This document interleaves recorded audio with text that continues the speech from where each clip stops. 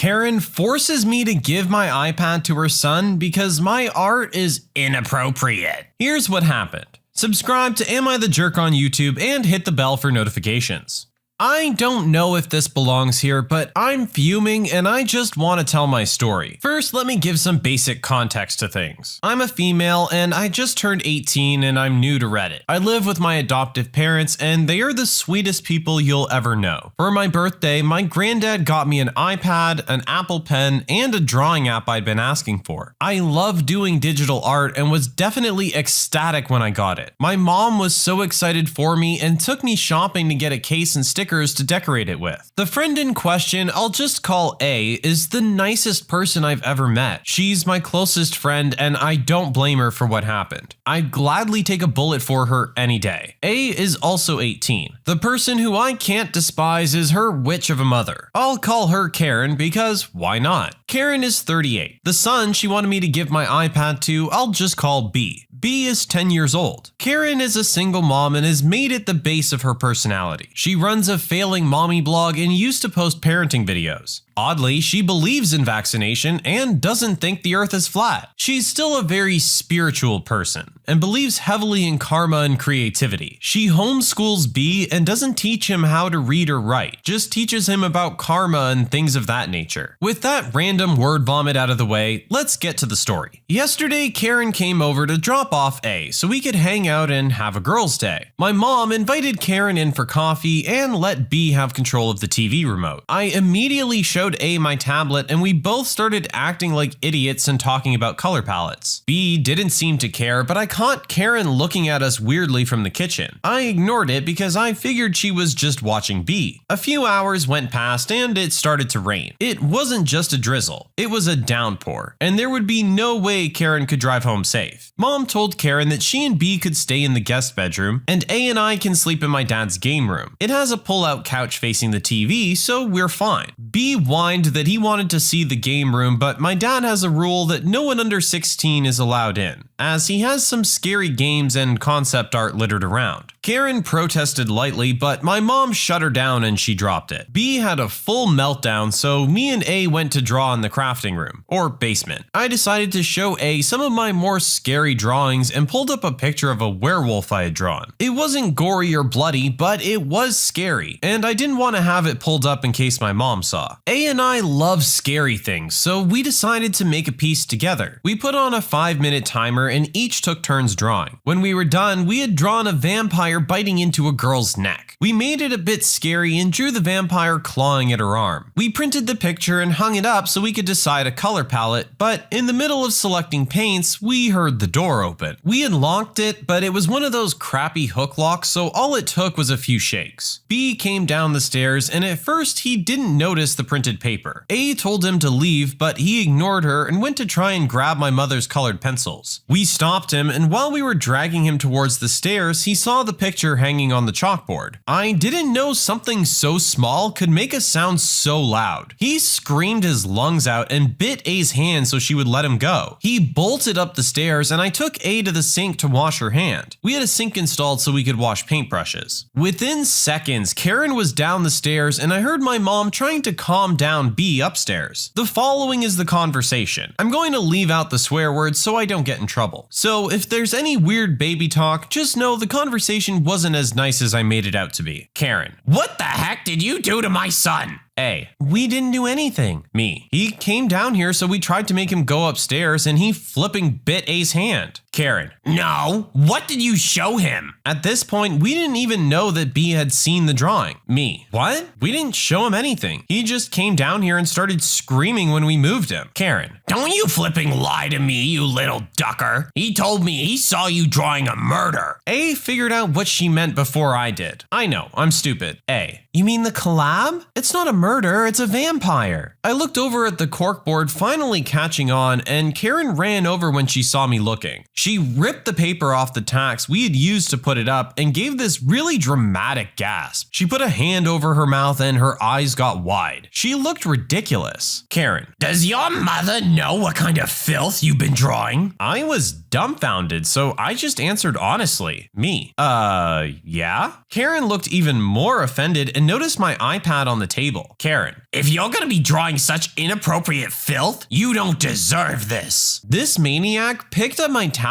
and was about to walk up the stairs. I snatched it away and rushed to stuff it in my pencil bag. Karen tried to grab the bag, but I pushed myself into a corner. I clutched the bag super hard and started to scream for my mom. Mom: what's wrong? You don't need to scream. She saw Karen trying to grab me and ripped her away from me. I just want to say my mom is a big lady. She towers over my dad, who's 5'10", and she's not dainty either. Karen immediately went on a tirade about how I was corrupting her son and forcing him to look at disgusting garbage. She shoved the art into my mom's face and she just kind of raised her eyebrows at Karen. My mom then turned to look at A. Mom: A, did she make your brother look at this? A: no, it was just hanging up and he saw it. We had the door locked, but I guess he got in. Me: he bit A on the hand too. A showed her the bite and she sent A upstairs to get a band-aid from the hall closet. My mom told Karen that she didn't appreciate her behavior and asked her to take B and leave. Karen looked peeved, and I swear her face went beet red. Karen: are you flipping kidding me? She traumatized my baby. Mom: your son is fine. He just wasn't supposed to be down here anyway. The door was locked and he must have forced it open. It was an honest mistake and I would like you and B to please leave. Karen: if you're going to be that way, witch, at least give my son the tablet. He's going to need therapy and the tablet will help him express himself. My mom rolled her eyes. Mom: fine. She walked over and grabbed a pad of paper and handed it to Karen. Karen looked confused. Then she got angry and slammed the paper onto the ground. Karen: no, you dumb witch. I want the one in her purse. My son needs it more than she ever will. If she's going to be drawing that cursed garbage, then she doesn't deserve it. My mom asked what tablet I had and I told her that Karen wanted my iPad. She looked surprised for a second, but just turned to Karen and told her to leave again. Karen was fussing and screaming, saying things about how I was disgusting and that my art was inappropriate, but my mom threatened to call the police and she just stomped up the stairs. A said she was going to stay and Karen dragged B to the car. My mom sat us down and we went over the events. We all eventually ended up laughing and my mom put some antibiotic ointment on A's bite just to make sure it was clean. A is still here and my mom says she can stay in the guest room for as long as she wants. Before anyone asks, my dad is on a business trip and won't be back until Friday. My mom's going to call him tomorrow and tell him what happened just in case Karen tries anything. What a jerk though, right? Oh, that's the worst when your best friend's mom is a Karen. I feel so bad for the daughter. I think even the son was just a little confused and scared and kind of caught up in all this. It's not like he ever even showed any interest in wanting the iPad. It seems like Karen saw something nice and shiny and just decided that her kids deserved it more. I am glad the daughter's able to see through her mother's actions and the friendship isn't hurt as a result of this incident. They seem like they're really good friends and I would hate to see something happen to that because of something stupid like this. Hopefully Karen has time to calm down and maybe from now on she doesn't come in the house when she's dropping off your friend.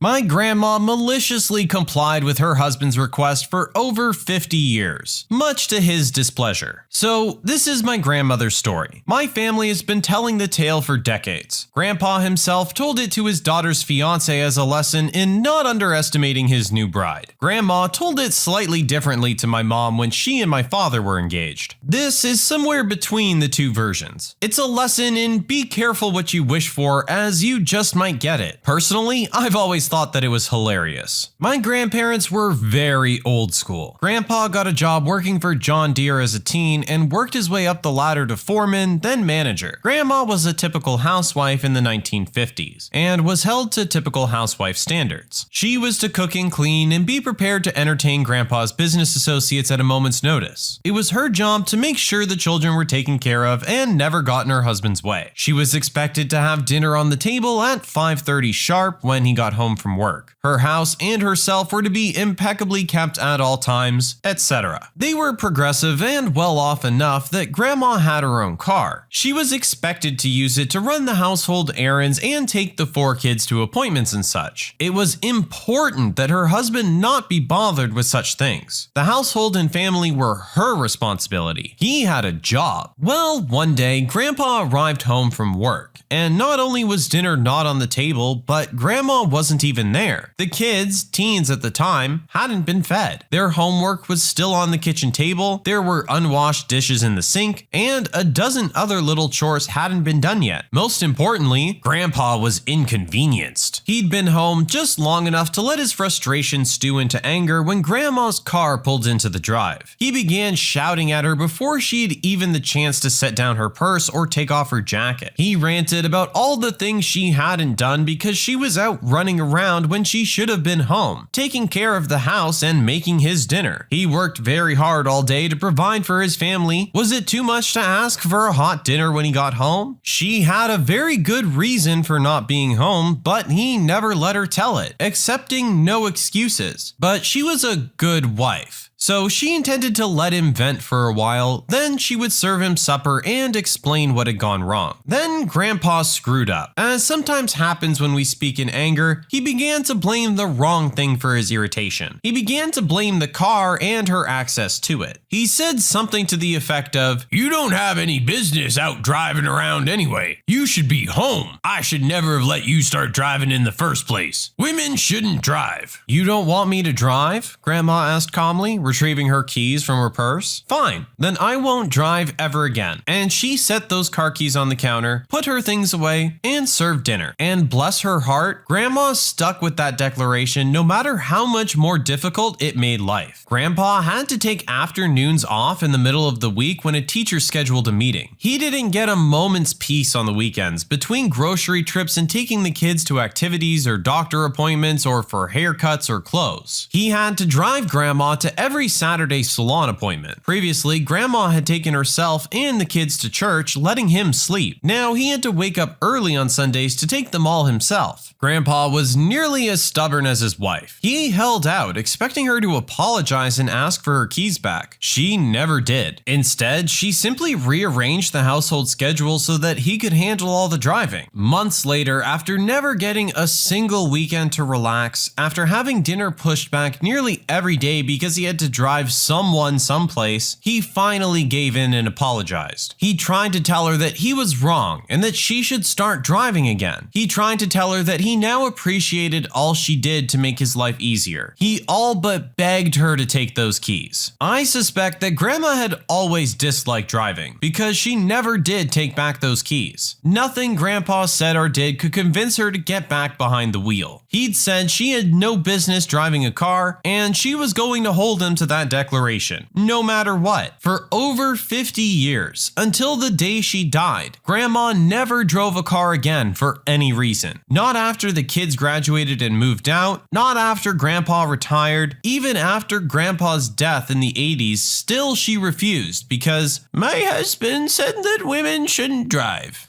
Wow, talk about going the distance. She kept her word right till the end. I do gotta say though, this does feel a little petty to let it go on for quite that long. At some point you have to realize the disadvantage you're putting your husband and your children at by just refusing to drive over a petty argument. The husband apologized and did all that stuff in a time where a lot of men probably wouldn't have. I'm not saying his actions are by any means acceptable, but if it came down to your kid needs to go to an appointment or something like that, just drive. It's just not worth it. As they said, let this just be a lesson. Don't take the people closest to you for granted. 99.99% of the time, they're there to help you and are trying to do what they can. If things don't go exactly the way you expect them to, give them the benefit of the doubt. I'm sure they have a perfectly good reason. Just take a second, calm down, and have a conversation.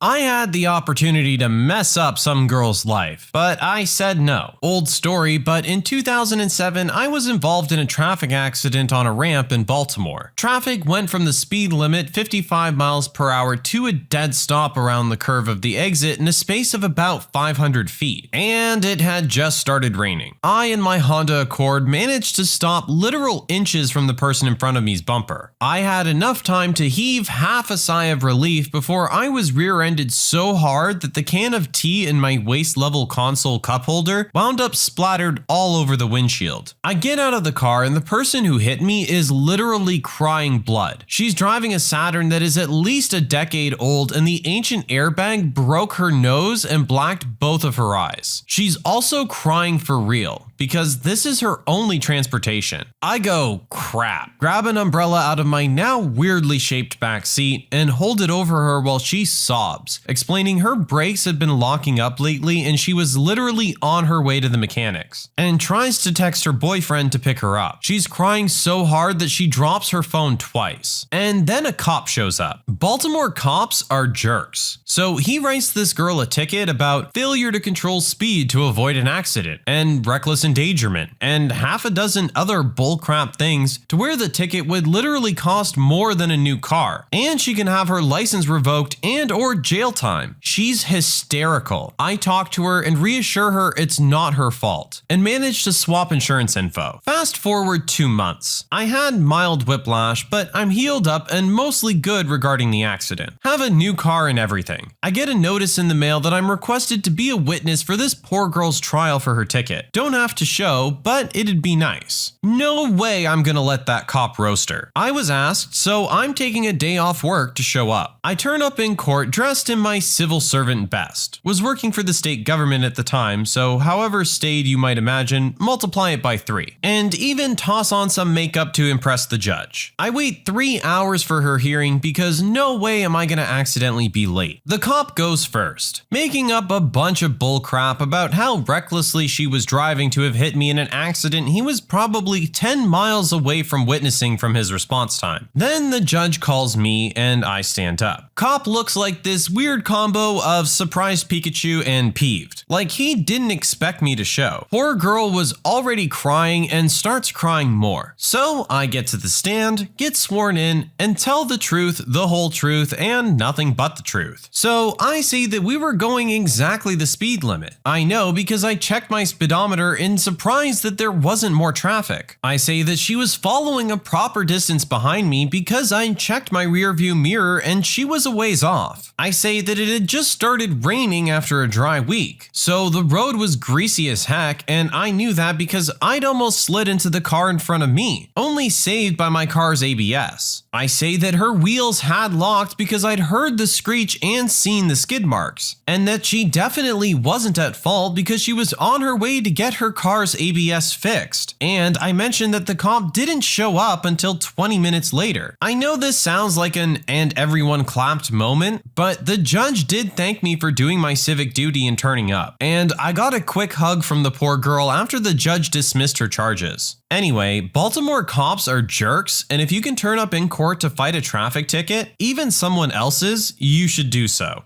God, I hate hearing about stuff like this. This lady's already having an awful day, and here comes this cop just trying to make his quota on writing a nice big ticket. It's disgusting behavior. And while I would like to solely blame the cop in this situation, it goes bigger than that. It comes down to the problem that cops need to make a quota in the first place. They need to interact with a certain amount of crime in order for them to keep their jobs. In some cases, this means exaggerating or even completely falsifying records. Unfortunately, this girl here happened to be the recipient of it this time. Thankfully, we had another citizen who was willing to stand up and speak the truth about what happened. I really hope there was some kind of repercussions for this police officer. This kind of thing can't be allowed to happen. If our poster hadn't shown up for this woman, she could have had her life ruined with the amount of money she was going to be expected to cough up. I'm glad we have a story with a happy ending.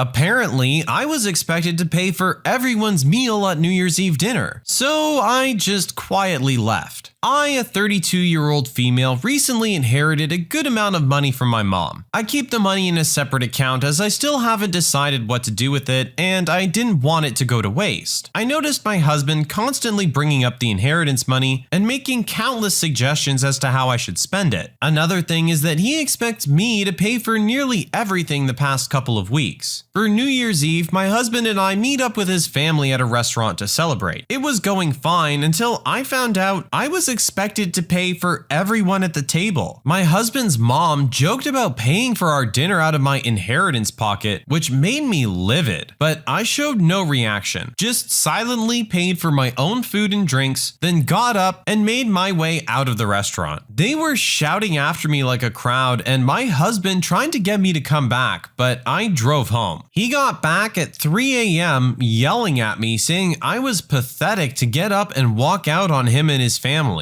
after they relied on me to pay for their food and thought I was gracious enough to do it. But they were wrong. He said I humiliated him and his family and that what I did was an attempt to get back at them for not being able to help mom when she was sick. Not true is all I'm gonna say. He's mad and is saying I caused a huge rift between his family and me when it wouldn't have hurt me to pay for the celebratory dinner. Am I the jerk?